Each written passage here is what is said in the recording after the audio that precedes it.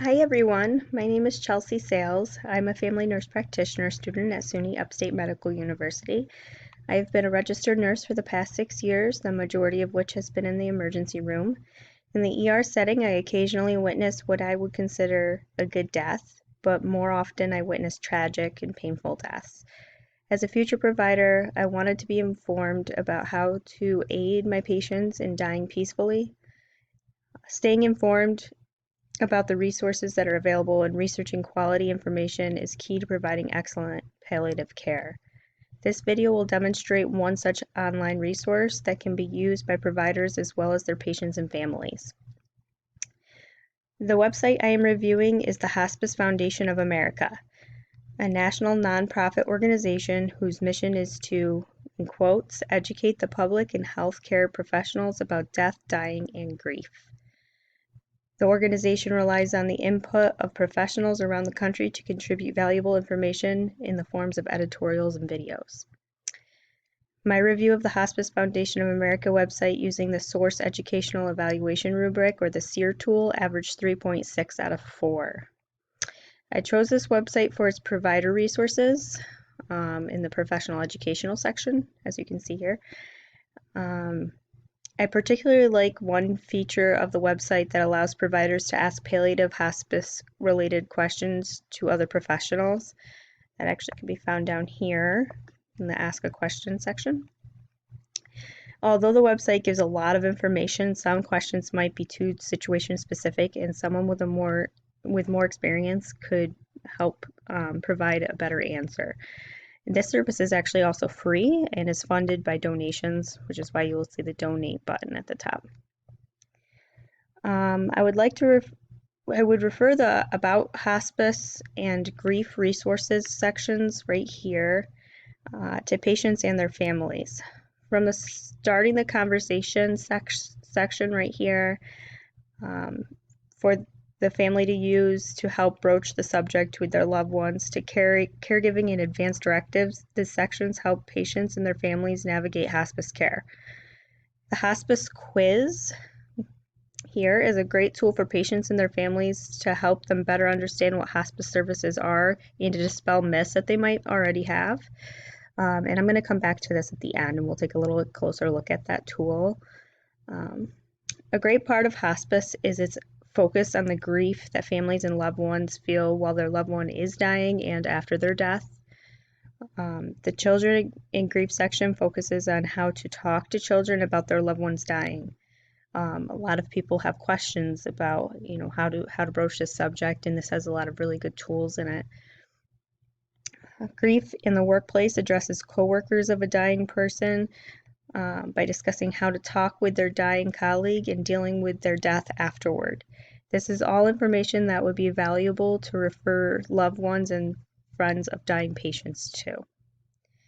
So under the professional education section, upcoming live CEs are shown, as well as recently released programs for purchase. Depending on the specialty that the nurse practitioner works in, specific programs might be more applicable to their practice. For free on-demand programs in which continuing education credit is not available, but again, it's free, you can go to the informational program section right here. And this shows you some more resources. Some of these are PDFs, a lot of them are PowerPoints. Some of these are also appropriate to give to your patients and to caregivers after reviewing them, of course, for make sure that they understand some of the terms and what they're talking about in those. Nurse practitioners and other providers might wish to add a couple of the books and DVDs that are listed here to their professional library.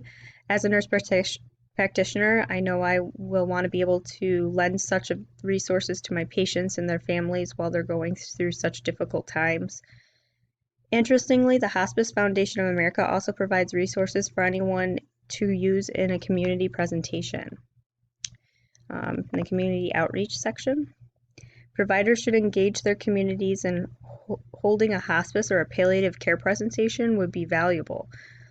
Also, if you register I'm already logged in. But if you register, you can search multiple topics and then download and purchase new learning material. So if I go to my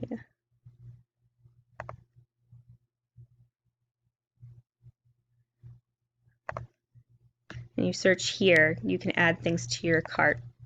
Different materials cost different things, but again, you get a lot of continuing education credit for as well. So let's go back to the Take the Hospice quiz. This is the hospice quiz right here that I mentioned. There are about 25 questions, but I'll just do a couple of them. For each answer, there's a rationale before moving on. So hospice staff are available by phone anytime, day or night. That is true. And then you submit that. Oop.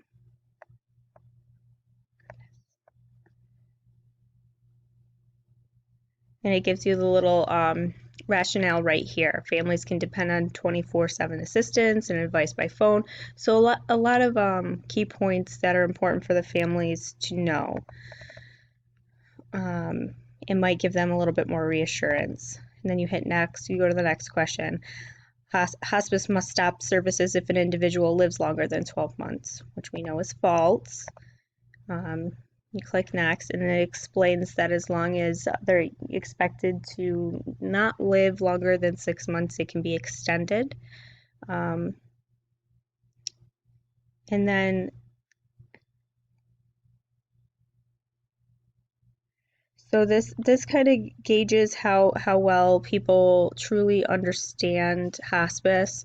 The facts presented in this are pretty generalizable to all hospice programs, and it focuses on key factors that could influence someone's belief about what hospice is. For people who might not like this kind of format or not very tech savvy, you can download the full booklet with the questions and answers right over here. At the end of that booklet, there are several professionals in the field that are cited as having contributed to the creation of the quiz. Considering the number of experts who weighed in on the information, it's fair to say that the information in the quiz is reliable. However, their citations are not provided, so it is a bit difficult to assess where they got their information from. So I'll show you what I'm talking about right there. These are all the contributors to the formation of this quiz and the information that's in it. So this wraps up my review on the Hospice Foundation of America. Thank you for your time.